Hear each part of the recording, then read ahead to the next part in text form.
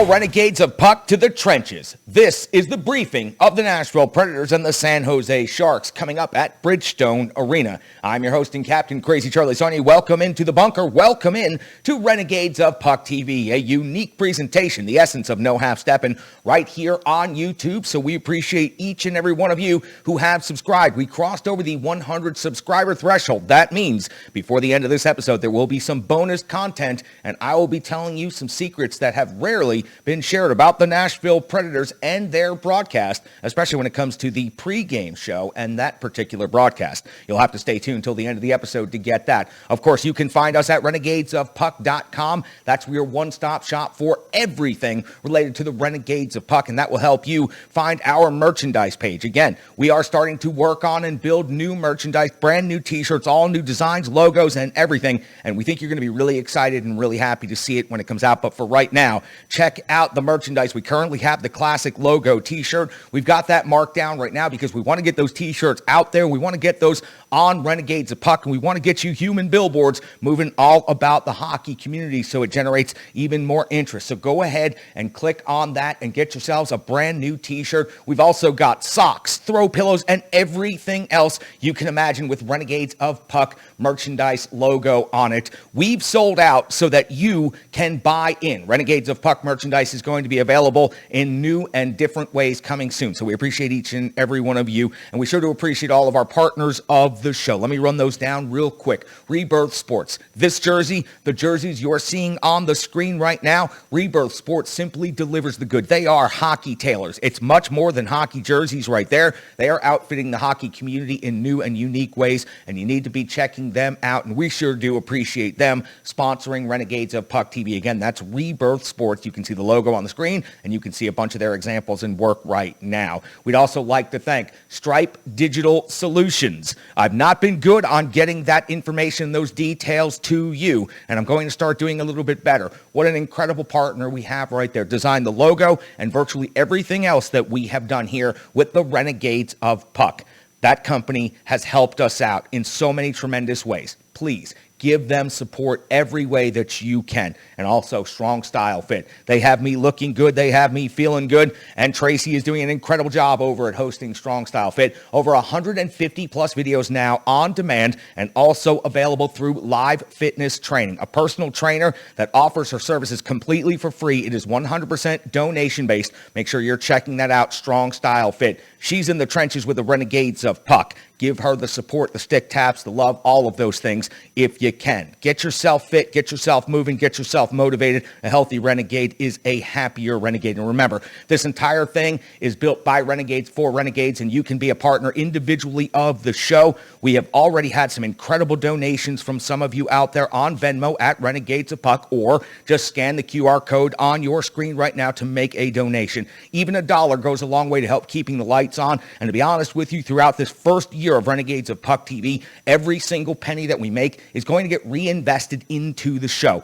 Better equipment, better lighting, better everything. So every time you send something along, we are going to go ahead and put that back into the show. You love the show. You love being part of the Renegades of Puck. We'll help make the Renegades of Puck better and stronger each and every day. Give us $1 per video if that's something you can spare. And by the end of the year, we'll be able to turn that into something that makes the Renegades of Puck in the bunker even stronger here on Renegades of Puck TV. So that's how you can contribute. And I have to mention the ROP grievance line. Not a lot to complain about after the Minnesota Wild game, but you've always got opinions. You've always got something to say, and you're always welcome to do that right here. 615-640-0916. That's 615-640-0916. 24 hours a day, completely open and available to you. It is anonymous, so go ahead and leave your strongest opinions right there. We want to hear from you. Very rarely do you get asked for your opinions anymore, and frankly, very rarely do people even talk about the topic of the Nashville Predators in this town. Huge win over an undefeated Minnesota Wild team, and today was met with almost nothing when it comes to the coverage.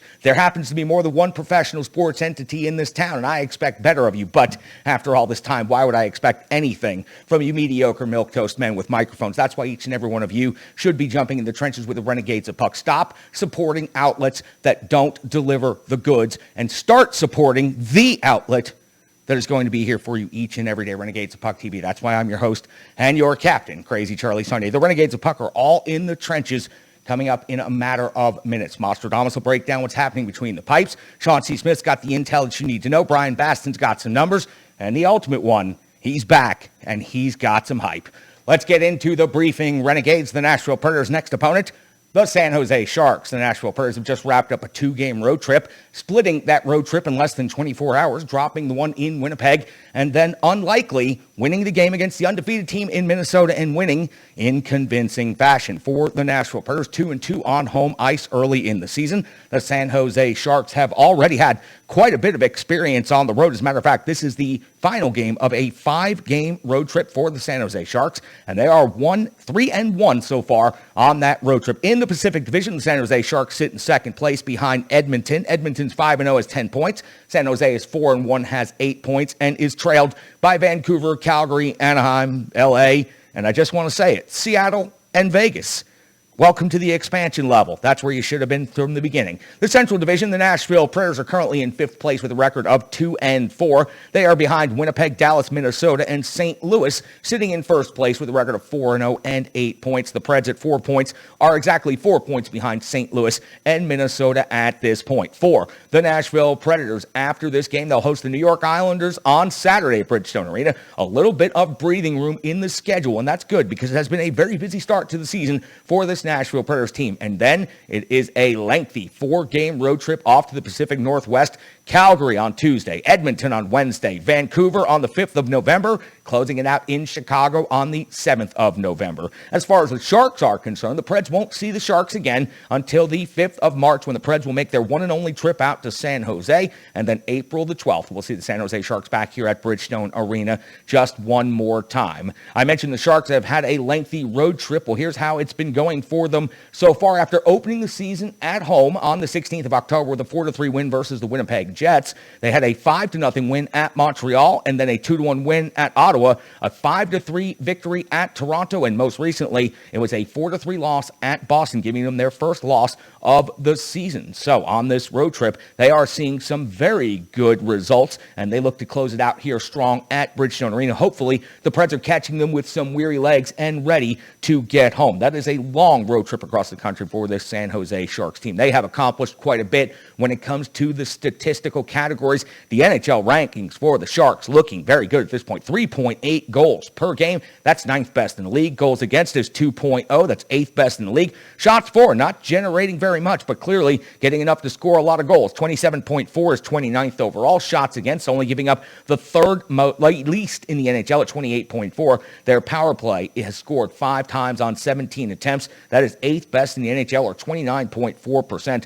And their penalty kill, 3rd best in the league. Their special teams, very good. They've only given up 1 power play goal against. But the Nashville Predators also surprisingly have some fairly good special teams early in the season, especially on the power play. 6 out of 21 so far this season. That is 9th best in the NHL, 28.6%. That comes as a shock and a surprise to virtually anybody who's watched this group over the last couple of years. Hopefully they can maintain this momentum going forward. Their penalty kill is 19th in the NHL. They have given up 4 power play goals against, but if you've watched from the very start of the season, after giving up 2 power play goals against immediately, they have done quite a job of locking things down on that PK unit. Goals for, this has been an issue for the Preds so far. 2.83 per game is 15th in the league. Goals against at 3.17. That is 20th. Shots for, the Preds generating 31.5 on the net, 17th best in the league. Shots against giving up 29.7. That ranks 12th. And we already mentioned the special teams. When it comes to statistics, no injuries related so far for the Nashville Predators.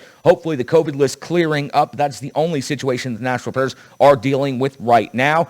We see in the statistical categories, Roman Josi now leads the team in scoring 3 goals and 4 assists. That's good for 7 points. Ryan Johansson's at 3 goals and 2 assists for 5 points. Forsberg also at 5. Granlund at 5. And Duchesne at 4 points.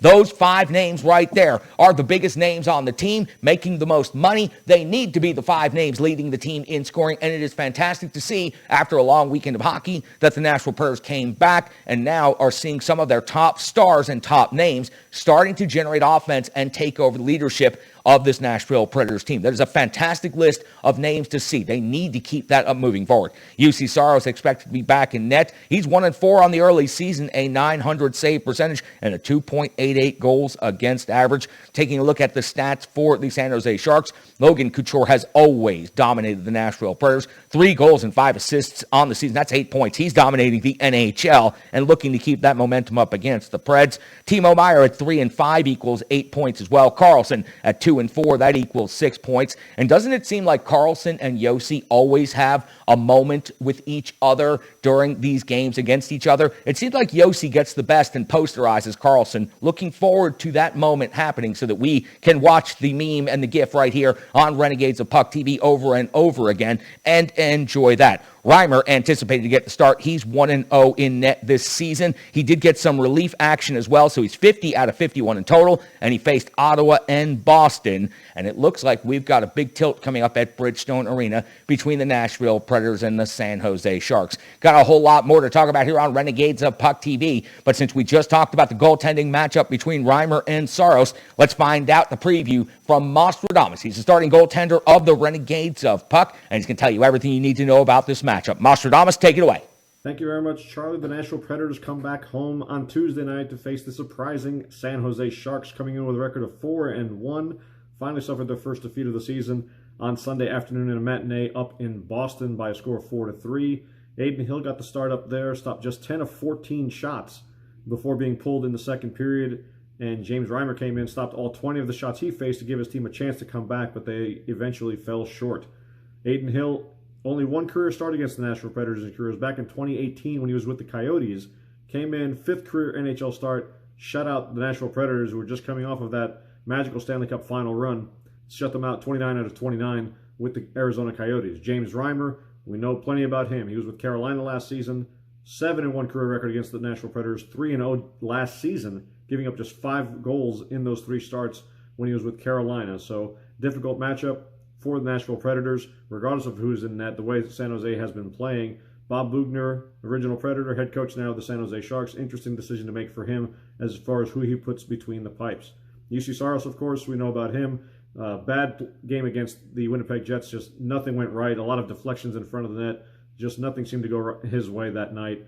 He comes back now after giving up 6 goals. He did that twice last season, if you recall. As great a season he had 2 games in which he gave up 6 goals in one game. The first time he gave up 6 goals, he didn't give up 6 goals until 4 games later. So he gave up 6 goals in a total of 4 games after that bad performance. The second time he gave up 6 goals, turned right back around and got a shutout in his next start. UC Saros, one of the best, has learned from Pecorine to have a short memory.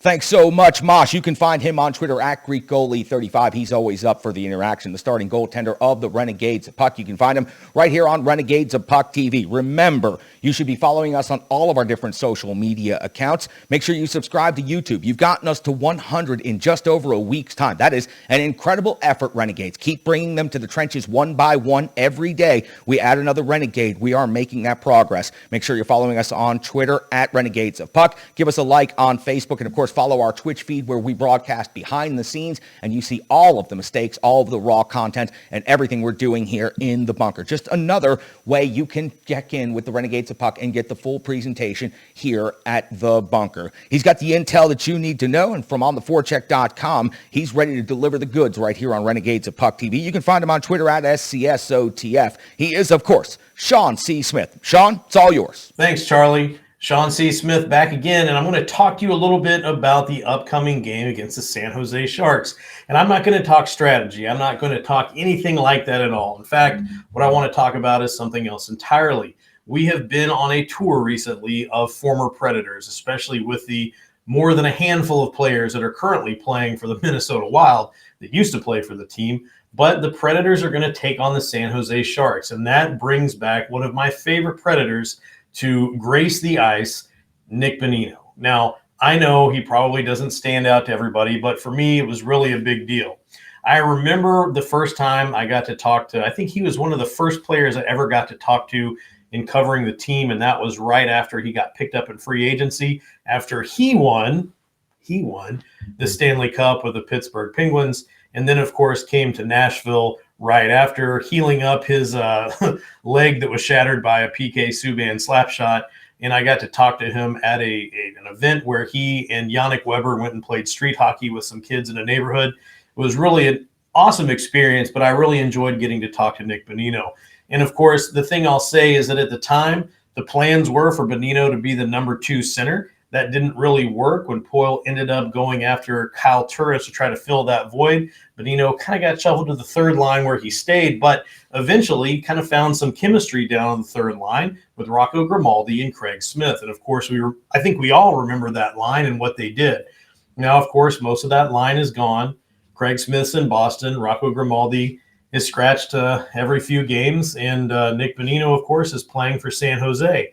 And while he hasn't exactly set the world on fire in San Jose, currently with 0 goals and 0 assists for a total of 0 points, he's still playing on the third line at center. He's still wearing number 13, and it's definitely going to be nice for me to see him on the ice because I still, every time I see Yakov Trenin wearing number 13, think for a second that it's Nick Bonino, and of course it's not. And I'm definitely glad it's Yakov Trenin, don't get me wrong, but there's always going to be a little piece of me that still thinks of number 13 as Nick Bonino. So keep your eyes open for an old friend on the ice. I'm not sure if it's the first time they faced each other since he got traded, and he did get traded. He got traded for Luke Kunin. So that was a big pickup for the Predators, especially seeing as how he's been playing on the second line. So this may be the first time they're running into each other since then. So pay attention, see what happens, see what unfolds on the ice, see if he's got anything in his back pocket for his old teammates. I know he was really excited, he said, when he came to the Predators to have a crack at former teammate Phil Kessel. So I wonder if there is a player on this team that he's ready to take a crack at tonight. So pay attention to that. Let's enjoy that game, and I'll throw it back to you, Charlie. At SCSOTF from ontheforecheck.com, he is Sean C. Smith with the intel that you need to know, getting you all set up for the San Jose Sharks visiting Bridgestone Arena versus the Nashville Predators. Going out to the Renegade Analytics desk, he's got the numbers that you need to know, and he is not one to be tested in the digital realm. He is, of course, Brian Baston from ontheforecheck.com. You can find him on Twitter at Brian Baston. I sure do appreciate him jumping in and crunching the numbers for us here on Renegades of Puck TV. Brian, take it away over at the Renegade Analytics desk. Happy post-victory Monday, Charlie. And for today's big stats, I want to take a look at the defense ahead of the next game against the San Jose Sharks. Now, we've seen a wide variety of defense pairings early this season from Predators head coach John Hines, and you can put Nashville defenders into one of two groups. First would be the top 4. Roman Josi, of course, is having yet another fantastic season. Matthias Ekholm, with his brand new contract in hand, is improving once again to his pre-COVID season levels on defense. Dante Fabro seems to be having a rebound year this early in the season. Let's watch that and hope that continues. And of course, my personal favorite storyline from the defense is Alexandre Carrier. Josi and Carrier in particular are shining in various metrics, including goals above replacement, or GAR, a statistic that looks at the value a player brings to the team above the level of a replacement level player. For defensemen, for example, that's about the level that a 7th defenseman might bring. That's usually, your AHL call-ups, things like that. Both the captain, Roman Josi, and Carrier sit in the top 15 for all defensemen in the NHL in goals above replacement. These players were paired together against the Minnesota Wild and were used to great success. The other group, unfortunately, are the bottom 4. Mark Borowiecki, Matt Benning, Philippe Myers, and Ben Harpur rank among the league's worst blue liners so far this year. Harpur, Borowiecki, and Benning all rank in the bottom 30 of all 223 defensemen at 5-on-5 at goals scored against per 60 while they were on the ice. In fact, Ben Harpur has an almost impressive resume so far this season, but not for the right reasons. Harpur is the 3rd worst defenseman in goals scored against per 60, 6th worst in shot attempt share, and dead last at expected goal share. So let's take a look at the defense pairs at 5-on-5 in the NHL with at least 10 minutes or more of a 5-on-5 ice time together.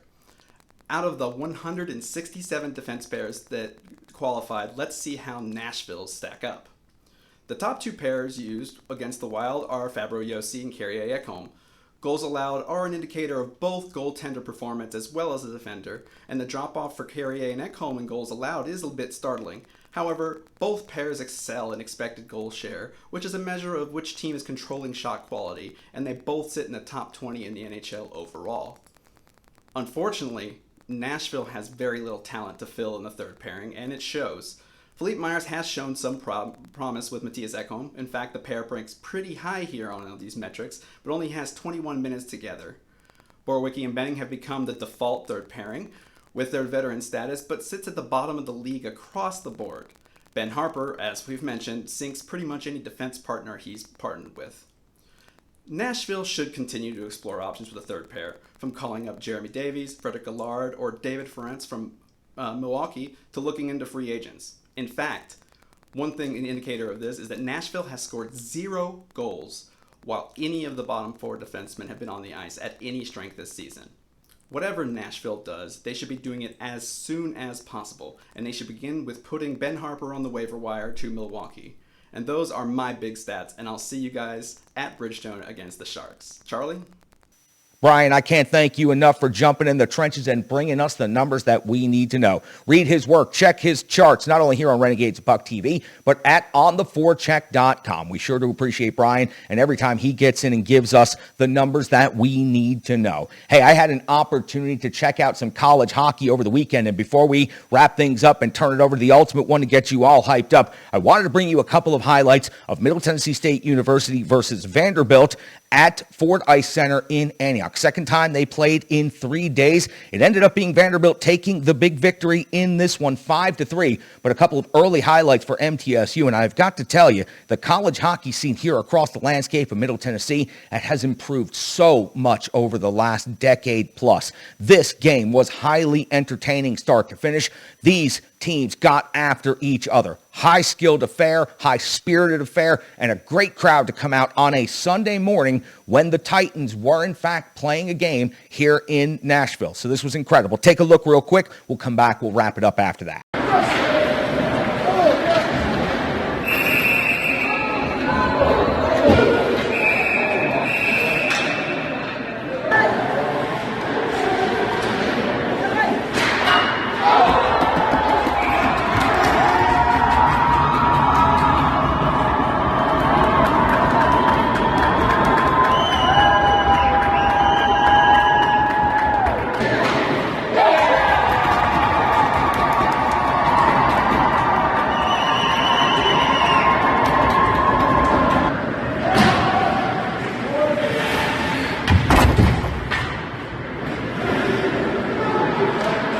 College hockey. We're going to bring it to you right here on Renegades of Puck TV. We're going to bring you rec league hockey, high school hockey. We're going to bring you street hockey, floor hockey, pond hockey. We're going to bring you hockey. That's what we are here to do with the Renegades of Puck. We call it no half-stepping. It's how we live. It's our code. Jump in the trenches with us each and every day right here on Renegades of Puck TV. We sure are appreciative of each and every one of you. Now, before I turn it over to the ultimate one, I promised everyone if you got us to our 100 subscribers, I would tell you some story and information that you've never heard before. Now listen, you all know there was a time that I was the producer of the Nashville Predators hockey team.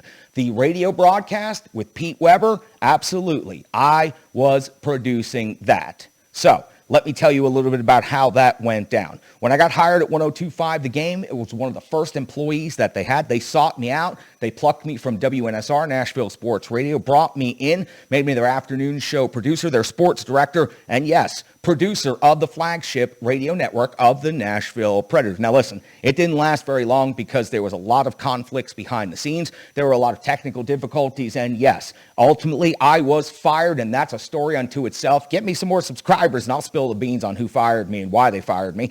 But what I did in my short time there is the focus of this story. And what I want you to know, Nashville Predators fans, is I did this for you. I suggested counter-programming against my own self. When they asked me, as the new producer of the Nashville Predators, what's something that we can do? And I said, you have left yourself vulnerable in one position. You only have a 30-minute pregame show at this point in time, and that allows other radio stations like the ones you plucked me from to have 30 minutes before you come on the air to talk about the same topic. So the fan base is listening to your competition for 30 minutes and then flipping over to the flagship show for 30 minutes before the game. I suggested they move the pregame show to 1 hour, and ever since then, the pregame show has been 1 hour in length. If you're going to be a proper NHL city and network on the radio, you need to have a 1 hour pregame show. You need to bring all of that content, all of those interviews, all of that stats, and that's exactly what I helped bring to the table. No, I didn't last much longer in the chair as the producer of the Nashville Predators, but to this day, that pregame show is still just an hour long, and I sure do appreciate the fact that it has sustained for as long as it has. I know there were some people behind the scenes that were pretty gruff about having to work an additional 30 minutes on a hockey broadcast. I mean, get out of here. Give me the job. I'll do it for 90 minutes. I'll do it for 2 hours. I'll go ahead and do a freaking telethon each and every game. I can handle the business if you don't want to do it, that is. So we made that change, and it sustains today. And the other thing I suggested was having more involvement with the head coach. That segment still exists on morning radio here in town today. They call it Coffee with the Coach, and I was a big part of that. On the forecheck.com interviewed me. I broke both of these stories to them back in the day, all the way back then. Here's the credentials, if you don't believe me, on the screen from when I was the producer of the Nashville Predators. No, I wasn't there long enough to get the pension, just long enough to get the jersey. And me and Tom Callahan, well, we had a good time over the headset for those 19 or so games. I appreciate each and every one of you for jumping in the trenches with us. That's the bonus content you guys got for getting us over 100 subscriptions on YouTube. Keep getting us more subscriptions. We'll keep offering more never before told stories, never before heard information. Listen, you know I like to get you all fired up before we head out. The Nashville Predators have a huge game against the San Jose Sharks, and the ultimate one is here to wrap things up for us. Been a weird weekend. Been a weird season. And not just in Nashville, but all over the league. There's some teams that need to right some ships, and that includes us. We did a good righting of the ship in Minnesota. Packed up 2 points from the Great Lakes, the land of 10,000 lakes, the Lake Masters, the Lake Wishers, the Lake Eries, the Lake Placids. Brought them home. Now what we need to do is make sure they don't go to California, that we keep 2 points here, that San Jose does not come in and get their way on our ice. And what that means is I need all of you. I need the Renegades. I need the Predaholics. I need the Cell Block. I need the Denzians. I need the Smashvillians to rise as one. 17,500 strong. As we get the boys on our ice, we play hockey on our terms, and we do what we want, when we want. This is our home. These are our boys. This can be our time. San Jose, you're just a speed bump. You're not even next. You're just there. 17,500 screaming Predaholics cannot be denied, will not be denied. Smashville, rise.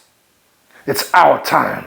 Thanks so much, Ulti. We sure do appreciate you. For Mostradamus, for Sean C. Smith, for Brian Baston, for the Ultimate Predator, and for each and every one of you Renegades of Puck. I'm your host and captain, Crazy Charlie Sonny. Thank you so much for joining us here on Renegades of Puck TV. Don't forget, back with the debriefing right after the San Jose Sharks game wraps up. We'll get that out to you as soon as we possible. Stick taps, love and respect, Renegades.